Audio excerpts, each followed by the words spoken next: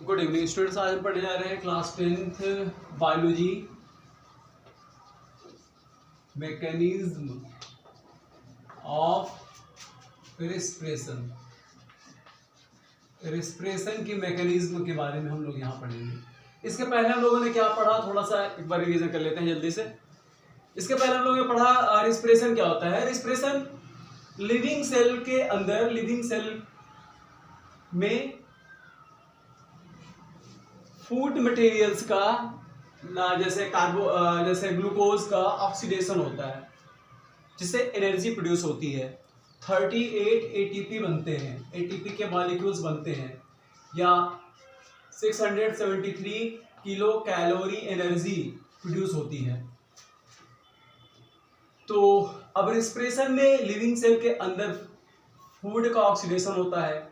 अब रिस्पिरेशन दो तरह का होता है, एरोबिक रिस्पिरेशन और anaerobic respiration.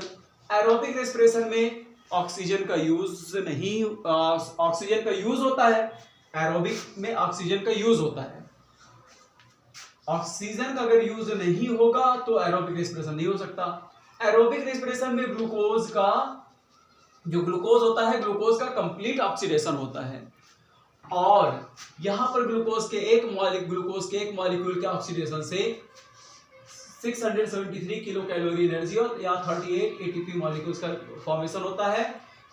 H2O into product H2O और कार्बन डाइऑक्साइड बनती है।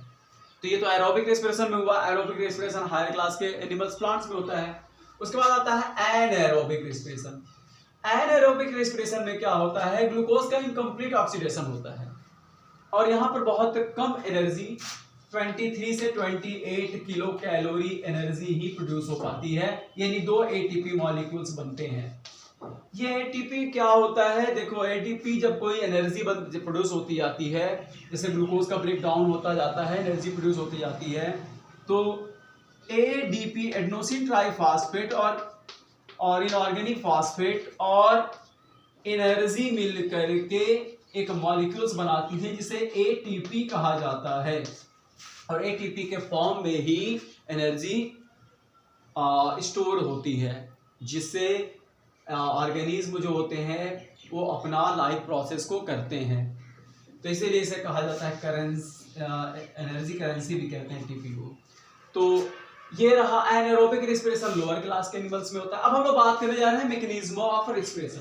तो रिस्पिरेशन की जो मैकेनिज्म होती है, अगर देखा जाए तो इसको पूरे मैकेनिज्म को दो पार्ट में डिवाइड किया गया है। तो पहला नंबर है जो वह है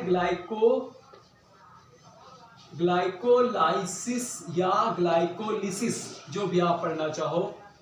तो ग्लाइकोलिसिस में क्या होता है, ग्लाइकोलिसिस में जैसे मान लिया कि एक कोई सेल है, ये सेल का मान लिया कि एक सेल का ये न्यूक्लियस है और ये कोई माइटोकॉन्ड्रिया है, ऐसे करके। और अब क्या होता है ना, ग्लूकोज जब अंदर जाता है, सेल के अंदर ग्लूकोज जब जाता है तो ग्लूकोज या 6 ऐसे लिख लेते हैं, C6H12O6। तो जब ग्लूकोज अंदर जाता है तो ये क्या है, ये तो न्यूक्लियस हो गया, ये साइटोप्लाज्म है। तो देखो ग्लाइकोलिसिस की जो प्रोसेस होती है, सबसे पहले आप तो ये जान लो कि होती कहाँ है, सेल के साइटोप्लाज्म में। कहाँ होती है, साइटोप्लाज्म में होती है, सेल के साइटोप्लाज्म में होती है। ग्लाइकोलिसिस की प्रोसेस सेल के साइटोप्लाज्म में होती है। एक क्वेश्चन तो आपसे ये पूछा जाएगा एमसीक्यू में, जो आने वाला एग्जाम है। साइटोप्लाज्म में ग्लाइकोलिसिस की प्रोसेस होती है और यहाँ पर ऑक्सीजन की जरूरत नहीं पड़ती।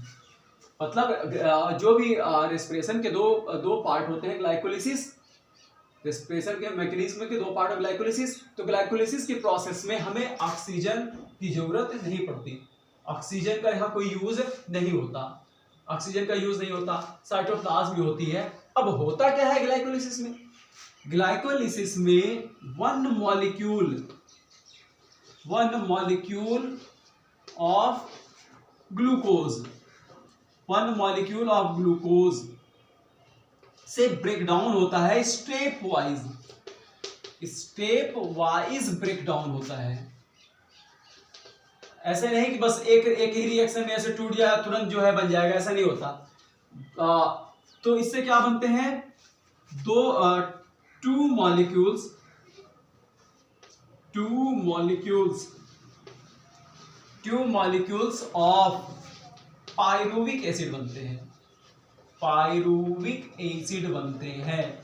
बस यही है ग्लाइकोलिसिस। बस क्लास 10th के स्टैंडर्ड से आपको इससे ज्यादा और कुछ नहीं जानना है। रिस्पिरेशन के मैकेनिज्म का पहला पार्ट जो होता है वह ग्लाइकोलिसिस है। ग्लाइकोलिसिस कहाँ होता है, सेल के अंदर साइटोप्लाज्म में होता है, और इसको यहाँ पर क्या होता है, स्टेप वाइज ब्रेक डाउन होता है। एक के बाद बहुत सारे स्टेप्स आते हैं, ऐसा नहीं पर तुरंत हो जाता है, स्टेप वाइज ब्रेक डाउन होता है। ये आप याद रखिए, स्टेप वाइज ब्रेक डाउन होता है, और इसके लिए एंजाइम्स जो होते हैं अवेलेबल होते हैं। ये सारे एंजाइम्स जो होते हैं वो सब साइटोप्लाज्म से इसको मिलते हैं, तो बहुत सारे एंजाइम्स यहाँ पर इन्वॉल्व होते हैं।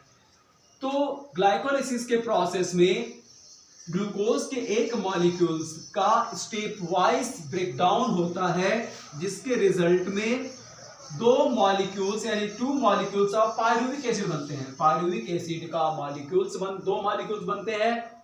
ग्लूकोज के एक मॉलिक्यूल का स्टेप वाइज ब्रेकडाउन होता है। कहां पर होता है, साइटोप्लाज्म में होता है। ऑक्सीजन की जरूरत यहां पर नहीं पड़ती है। तो ये रहा आपका ग्लाइकोलिसिस। ग्लाइकोलिसिस के लिए बस 3-4 चीजें आपको याद रखना है। ग्लूकोज के एक मॉलिक्यूल का स्टेप वाइज ब्रेकडाउन होता है, जिससे दो मॉलिक्यूल्स पायरुविक एसिड बनते हैं। यह प्रोसेस साइटोप्लाज्म में एंजाइम्स के हेल्प से होती है, और ऑक्सीजन यहाँ पर जरूरी नहीं है। तो ये रहा ग्लाइकोलिसिस। अब ग्लाइकोलिसिस के बाद जो सेकेंड पार्ट आता है वो आता है क्रेब्स साइकिल। अब क्रेब्स साइकिल के बारे में हम लोग यहाँ पर देखते हैं। सेकेंड होता है यहाँ पर क्रेब्स साइकिल। क्रेब्स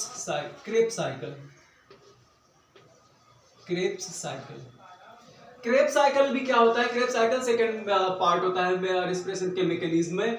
जैसा मान लिया कि एक सेल है, सेल का ये रहा न्यूक्लियस, ये कोई माइटोकॉन्ड्रिया है, ये मान लिया कि कोई माइटोकॉन्ड्रिया है। अब यहां पर ग्लूकोज से क्या बना, पायरुविक एसिड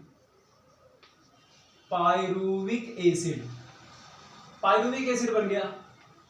तो अब अभी आपको क्या बताया गया था, अभी हमने आपको बताया कि ग्लाइकोलिसिस के प्रोसेस में ग्लूकोज के एक मॉलिक्यूल से पायरुविक एसिड के दो मॉलिक्यूल्स बनते हैं। अब पायरुविक एसिड क्या करता है, माइटोकॉन्ड्रिया के अंदर इंटर करता है। कहां पर, माइटोकॉन्ड्रिया।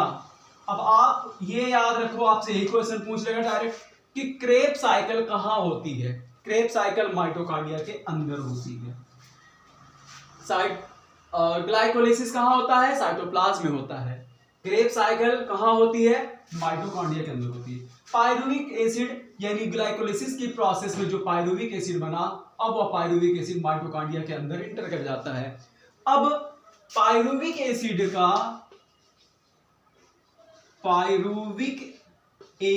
का यहां पर फिर से क्या होता है, स्टेप वाइज ब्रेकडाउन होता है। स्टेप वाइज ब्रेकडाउन होता है साइक्लिक मैनर में, मतलब पायरुविक एसिड का ऑक्सीडेशन होता है। यहां पर आप ये कह सकते हो ऑक्सीजन के प्रेजेंस में, यहां पर ऑक्सीजन चाहिए, ऑक्सीजन जरूरी है। अगर ऑक्सीजन नहीं होगा तो क्रेब्स साइकिल पूरा नहीं होगा। तो यहां पर क्या होता है, दो चीजें आप देखो, क्या क्या क्वेश्चन आपसे पूछा जा सकता है। क्रेब्स साइकिल पहली बात होती कहां है, माइटोकॉन्ड्रिया के अंदर होती है। और इसके लिए यहां पर क्या होता है, पायरुविक एसिड का ऑक्सीजन के हेल्प से स्टेप वाइज ब्रेकडाउन होता है, जिसमें बहुत सारे एंजाइम्स भी इन्वॉल्व रहते हैं। माइटोकॉन्ड्रिया ये सब एंजाइम्स खुद बनाता है, क्योंकि माइटोकॉन्ड्रिया के पास अपना डीएनए होता है, राइबोसोम्स होते हैं, ये प्रोटीन बना सकता है, ये एंजाइम्स बनाता है। तो आप ये कह सकते हो कि पायरुविक एसिड का धीरे धीरे स्टेप वाइज ब्रेकडाउन होता है एंजाइम के हेल्प से, और जिसमें ऑक्सीजन का यूज होता है। यानी ऑक्सीजन के यूज से या ऑक्सीजन के हेल्प से पायरुविक एसिड का स्टेप वाइज ब्रेकडाउन हो जाता है। तब क्या बनता है, कार्बन डाइऑक्साइड बनता है, वाटर बनता है, और 38 ATP मॉलिक्यूल्स बनते हैं। और रेस्पिरेशन की प्रोसेस पूरी हो जाती है। ये रहा। तो क्रेब्स साइकिल के लिए, क्रेब्स साइकिल रेस्पिरेशन में क्या होता है, रेस्पिरेशन मैकेनिज्म का सेकंड पार्ट है क्रेब्स साइकिल। क्रेब्स साइकिल भी एक स्टेप वाइज ब्रेक डाउन होता है साइक्लिक मैनर में, जिसमें बहुत सारे एंजाइम्स इन्वॉल्व होते हैं। यह पूरी की पूरी प्रोसेस माइटोकॉन्ड्रिया के अंदर होती है, क्योंकि ग्लाइकोलिसिस में जो पायरुविक एसिड बनता है वो माइटोकॉन्ड्रिया के अंदर इंटर करता है, और माइटोकॉन्ड्रिया ऑक्सीजन के प्रेजेंस में एंजाइम्स की हेल्प से धीरे धीरे स्टेप वाइज ब्रेक डाउन होता जाता है, टूटता जाता है और एनर्जी प्रोड्यूस होती जाती है। 38 एटीपी मॉलिक्यूल्स लास्ट में बनते हैं, और इसके अलावा कार्बन डाइऑक्साइड और वाटर भी बनता है। ये रहा ग्लाइकोलिसिस। ग्लाइकोलिसिस और क्रेब्स साइकिल यानी इसकी मैकेनिज्म क्लास 10 के स्टैंडर्ड से इससे ज्यादा और आपसे कुछ नहीं पूछा जाएगा। क्लास 11 या बीएससी में जब जाओगे तब आपको इसमें और डिटेल में बहुत मिलेगा, लेकिन यहाँ पर क्लास 10 के स्टैंडर्ड से इतना ही काफी है। एनसीईआरटी में जो दिया हुआ है, एनसीईआरटी से बल्कि इससे इतना भी नहीं दिया है, लेकिन आपके एग्जाम के से देखा जाए तो ये अच्छा। अगर आपसे पूछ ले एग्जाम में, मान लो एग्जाम हो रहा है, एग्जाम पूछ ले कि रेस्पिरेशन कैसी प्रोसेस है, एनाबॉलिक है कि कैटाबॉलिक है, क्योंकि आप जानते हो ना कि हमारे बॉडी में मेटाबॉलिक जो रिएक्शंस होते हैं ना, दो तरह के होते हैं। ये भी क्वेश्चन पूछ सकता है, मेटाबॉलिक रिएक्शंस जो होती हैं, मेटाबॉलिक हमारे बॉडी में होने वाले जितने भी रिएक्शंस होते हैं उसको मेटाबॉलिक रिएक्शंस कहते हैं। अब मेटाबॉलिक रिएक्शन जो होते हैं ना, दो तरह के होते हैं। एक तो होता है एनाबॉलिक रिएक्शन, और एक होता है कैटाबॉलिक रिएक्शन। अब देखो कैटाबॉलिक रिएक्शन में क्या होता है, एनाबॉलिक रिएक्शन में जब कोई चीज बन रहा होता है, जैसे कि इसका एग्जांपल फोटोसिंथेसिस है। फोटोसिंथेसिस में क्या होता है, फोटोसिंथेसिस में कार्बोहाइड्रेट बनता है, प्लांट्स कार्बोहाइड्रेट बनाते हैं। तो यहां पर कोई चीज बन रहा है, इसलिए एनाबॉलिक प्रोसेस है। फोटोसिंथेसिस एक एनाबॉलिक प्रोसेस है। कैटाबॉलिक प्रोसेस में किसी चीज का तोड़ फोड़ हो, ब्रेक डाउन हो, तो यहां पर ग्लूकोज का ब्रेक डाउन होता है, ग्लूकोज का ऑक्सीडेशन होता है। इसलिए रेस्पिरेशन जो होता है इसका एक अच्छा एग्जांपल है कि रेस्पिरेशन एक कैटाबॉलिक प्रोसेस है, ये याद रखना, क्योंकि यहाँ पर ग्लूकोज का ब्रेक डाउन होता है और यहाँ पर ग्लूकोज बन रहा है, नहीं कार्बोहाइड्रेट बन रहा है। तो फोटोसिंथेसिस एक एनाबॉलिक प्रोसेस है और रेस्पिरेशन एक कैटाबॉलिक प्रोसेस है। क्लियर हो गया? तो यही रहा अब आपका क्या कहते हैं मैकेनिज्म ऑफ रेस्पिरेशन। तो इतना ही है आप में है, आप इसके पहले वाली वीडियो जरूर देख लीजिएगा, और अब नेक्स्ट डे अब आपको देखेंगे और आगे हमें क्या पढ़ाना है, उसमें थोड़ा सा ब्रीथिंग की प्रोसेस कैसे होती है ये पढ़ाएंगे। ये वीडियो आप मेरी इसके पहले वाली वीडियो जरूर देख लीजिएगा, उसमें आपको एरोबिक एनारोबिक रेस्पिरेशन के बारे में सब समझाया गया है। और ठीक है, थैंक यू।